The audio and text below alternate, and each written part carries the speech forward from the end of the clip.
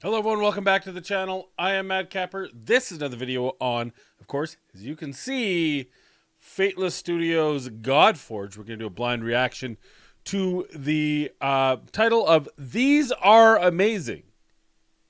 Now, my initial gut feeling is they're talking about my gameplay in the free-to-play challenge 2025, which you can get recaps on this channel, also on Twitch, Friday 6 p.m., Saturday and Sunday 9 a.m. Central Standard Time. But lo and behold, it wasn't that. And it wasn't even the fact that you can hit the like button, the subscribe button, and the notify to help this channel out. It was the fact that they probably are bringing new graphics. They're going to show out the game. We are months away. We are months away from playing this game. So I'm excited to see what Simon has to say. And so why don't we just let Simon kick it off, and we're going to blind react to this. So let's get moving. Hey guys, this is Simon from Hi, Simon. Fateless. Today I want to go through some of the stuff actually. Who we kind of collabed for the first time, by the way. If you didn't get a chance to watch that on the Fateless podcast, I was one of their guests in the December timeframe. Or did I do it in January? I don't even remember. December. It was December. Yeah. That Dane shared with us in our team meeting last week. We do a monthly meeting where all of the different leads, the heads of department come in. They share with the rest of the team some of the cool stuff they're working on, some of their challenges, all that type of stuff, so that we are all well informed and psyched for Godforge. And yeah, Dane did the art attack, so he was able to show off some of the art highlights, including 2D, 3D, animations, all that type of stuff. So I love these. They're one of my favorite kind of like sessions of the month. And yeah, I just wanted to share with you some snippets of what we saw as well. Now, I do have some news, not the best news for everybody, but the dev team are telling us that, look, beta's probably going to be more like really April, May, rather than... I kind of figured this always happens. Here's the deal. For those of you who are itching to play this game and are like, I can't believe it's not May, probably June. Like, let's not kid ourselves. Remember Cyberpunk. Terrible game out the gun. Awful bug state. Just a bad experience. Now, they were a redemption arc.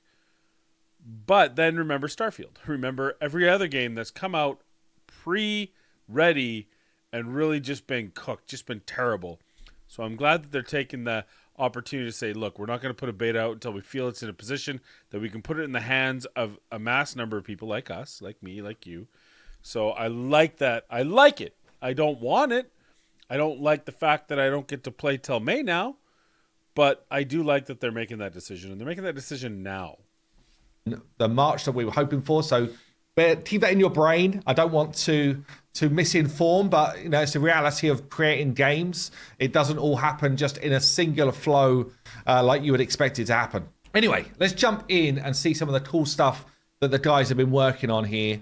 Godforge art team highlights. Let's go. First one of the year for us. So this is not going to be new news for people that are active in our Discord, but Ladi Art, who is a rare hero in the game. I mean, just the attention to detail on the face here is absolutely cool. Unbelievable. Like, it's so good.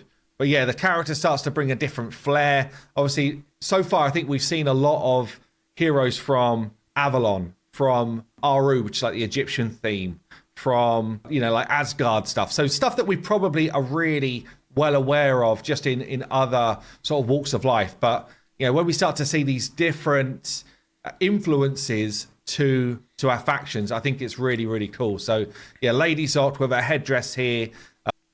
I could really use her core technique, her core workout regimen, because you could probably play quarters off of those abs. I just wanted to mention that. I could probably stand to you. I think not eating pizza is probably, she probably didn't have pizza. Well, maybe like a flatbread with, you know, bits of her enemies. I don't know. She's, but damn. Obviously, nice detailing around the face, but generally like a really cool vibe to the hero as well. This is the initial concept for Perun from the Virage faction. So this dude is basically... I don't think I've seen this one before. I remember seeing Zoc, but I do not remember seeing him. Yeah, like, I mean, looks like he's a badass dude who's ready to fight in the winter. See, now here's the thing. What happens if he goes and fights in the Mayan temples? He's going to be hot. He's going to be warm. So just a weapons master, and obviously we're not seeing a lot of weapons here.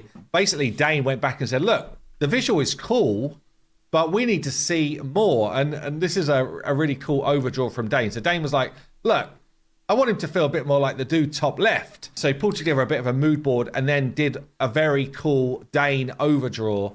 This is what Dane does best, honestly. Line work, where he gives a load of kind of like knives, pointers to the artist just to say, look, this is the type of direction we want to go. We want to push it much further for our legendary heroes. Hammer. And you can see all of the different kind of like weaponry he's inserting into the concept that he's asked the 2D team to try and hit. So he's even got a whip. Little known fact that very, very few times in history have people ever worn weapons on their back. I just read the scabbard. It's just, dude, if you have a sword, you want to be able to get to that sword, and pulling a long sword, your arm isn't long enough to get it out of the scabbard. So there are ways that you can do like a hook, that you would hook it in and it's only being held at the very bottom. But it's very difficult to actually pull a weapon from your back into fighting stance, which is why it actually very rarely happened. Shields were actually more commonly carried on the back during travel, and then, of course, when they're ready for battle, the shield's out and to go. Just thought I'd mention that. Really, really cool. I love it when Dane does. Always looks cool. These, because you're just kind of like, yeah, now we're starting to really like ramp up the design level. Quetzalcoatl, I think. No, Quetzalcoatl. Anyway, I don't know how to say these names. Here we go. We have got the Cobra-like face. So this is going to be a legendary hero in the game. This isn't really washed okay, out. so yes, you will be able to control some creatures as your own characters. Taking in a lot of the influences here, you can see this kind of like headdress, which is in one of these concepts. I love the kind of like different vibes we've got in terms of, you know, mouth opening and like, what's this say here? I can just about read it. Protruding tongue and gums like a snake, ruffled feathers when threatening or about to attack. Almost reminds me of kind of like that raptor feel with that kind of like threatening attack. But yeah, very, very cool color schemes, and Esther knocking it out the park here. This is cool. So this is like a choice of three. Let me know which one you like best. It is the first one. Shinigami. Yeah, it's kind of like a deathly figure and has got a lot of kind of like cool outs here. We need to go. Let me know in the comments down below, which one of these three do you like the best? I feel like the first one gives me a real flair of what they would look like. The second one feels too evil. Like, oh, we got to make this evil times 10. I like the third one, but for some reason, the red, for me at least, the red takes away from what he actually would look like. Dude, would they use the gold adornments on the sleeve? And the mask is fine. I don't know. For some reason, I just feel like the first one roots it more. Like, that feels like an ancient being that would whoop my ass. Go in a direction. Again, I saw this one. I was like, I kind of love all three. But for me, in terms of having that kind of like different feel for the game from stuff that we've seen so far, skip a third. I personally really liked a blend of 1 and 2. So, you know, some of the kind of like garments from 2. Really like 2, actually, kind of like chest down. But yeah, and I actually really like this kind of like shoulder pauldron as well. So for me, I think 2's the winner. But I mean, they're all so good. They're all really, really interesting. And they've got kind of like different vibes to them. I just got a sucker for this kind of like red face mask type of vibe as well. So yeah, really, really cool. This is one of our giants. So I have shown kind of like early examples of this dude. And who counts right? This is from the Avalon faction. You can see with our giant rig, we can actually do so much. And yeah, he's kind of like carrying this kind of tapestry on his back. There's moss growing all over the dude. He's struggling. Like he got suckered. Hey, can you carry this tapestry for me? Sure. Just strap it in. How long do you need it for? Bye. in with his kind of like post-apocalyptic vibe. But yeah, I've actually just watched The Last of Us again, and it feels like he has been infected bad. But yeah, very, very cool feel to this one. And then we've got a second giant from our giant rig who's in early development. This is Asarg, only a rare hero, so we don't have as much kind of like call outs and stuff like that we see in this one. But yeah, block outs being done. It's got a bit of a Malphite vibe for me, but I love it. It's so different from anything we've seen so far in the game. There's one more 2D that I'm going to show you, but I'm going to save it to last because it is my favorite. Let me show you a couple of animations first. Okay, then, so a couple of animations. I don't think we've seen this hero at all yet, but Tamo goes in here, fully 3D, ready to go, being added to the game as we speak. So, going to get the animations and stuff in for that, but that's the 3D model. Trim. And then we've got our first animations of a boss here. The Gold Golem Slam. Obviously, it's not obvious actually. The res of the heroes are reduced when we're doing like anime. So those of you who played Skyrim, you know how like the dwarven race has got like all those dwarven architecture, they're all gone. No one knows how they're made. They're dilapidated. This feels like something that if you were able to turn back time to when the dwarves were there, they built this, and then maybe this is the prequel. Maybe this is prequel to Skyrim that we didn't even know about. We didn't even know we were getting animation stuff. So that's not what he actually looks like. We've seen visibility of him before, but given a slam down there for one ability, and then this one will be sped up, but just gives you an idea of what we're able to do with a rig that is completely unique to this boss. So all of his joints are totally kind of like almost like on spheres, so you can move them around. You can do basically whatever you want in a very like Golem-esque way. So again, some cool work being done for the Gold Golem. Right, one more to show you in terms of a 2D. It's probably my favorite one yet. Let's go through just a little bit of the lore of Ise Army. So Ise Army is a goddess of both creation and death in Japanese mythology. She is said to have died giving birth to one of her children, who is a Nagi killed due to grief of losing his beloved. So some kind of like pretty dark backstory here in terms of her wiki and some of the... Why are you guys so dark in Japanese? Like what? Why? I guess that's... stuff. You can see a couple of visuals in terms of, some mood boarding. And I know the concept artist went into a lot more detail than this in terms of mood boards, but let me share with you our design here, which is super sweet, honestly. That looks pretty so cool. Good. Yeah, man, I just love it so much. I just feel like the Japanese and Chinese cultures, they've got such great visual qualities in them. And it's so good to start to see some of these heroes coming through as well. I agree. So look, that is going to do it for today. Hope you're enjoying the Fateless videos. And hope you also cannot wait until we get this bad boy game out there. I've been Simon from Fateless. See you soon. All right, so a couple things. First off, go check out Jeezy, Jesus Christ Gaming, Brandon, good friend of the channel, good friend of mine. Known him since the beginning of playing these sort of games. Check out all their podcasts. They're all good, but make sure you check out Brandon there. I'm getting April, May.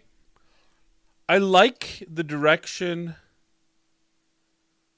I really like the direction the art's taking, and I think the Japanese faction is really kind of hammering home the level that they can get to.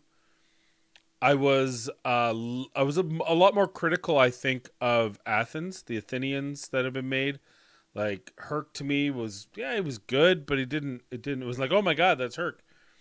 And Aphrodite, it was good, but I just felt like, that's not the best. There's going to be better.